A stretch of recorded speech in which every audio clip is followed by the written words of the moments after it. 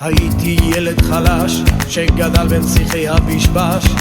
אמא תלתה עליי חמסה, הפכתי לגבר עם קלאסה.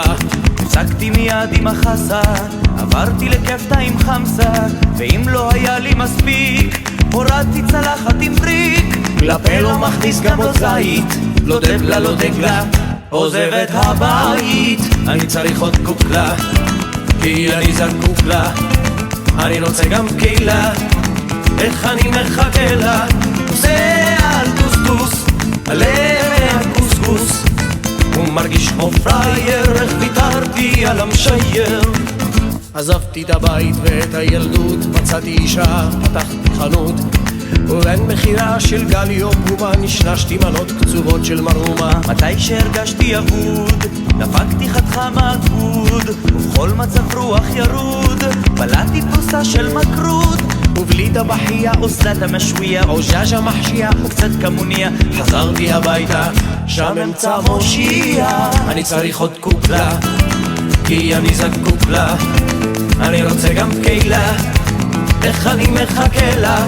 נוסע על קוסקוס, מלא מהקוסקוס, הוא מרגיש כמו פרייר, איך ויתרתי על המשייר. אני מת לבשל אבל לא מנוסה, צלצלתי לאמא תעשי פריקסה. שלחה לי צלחת עם חנה ששרפה לדרך אספנה.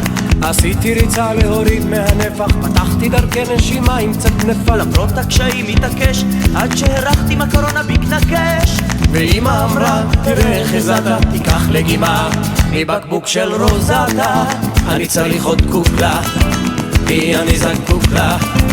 אני רוצה גם קהילה, איך אני מחכה לה. נוסע על טוסטוס, מלא מהקוסקוס, הוא מרגיש כמו פרייר, איך ויתרתי על המשייר.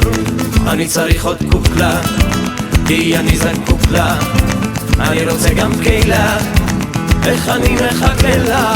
נוסע על טוסטוס, מלא מהקוסקוס, הוא מרגיש כמו פרייר, איך ויתרתי על המשייר. אני מרגיש כמו פרייר, איך ויתרתי על המשייר.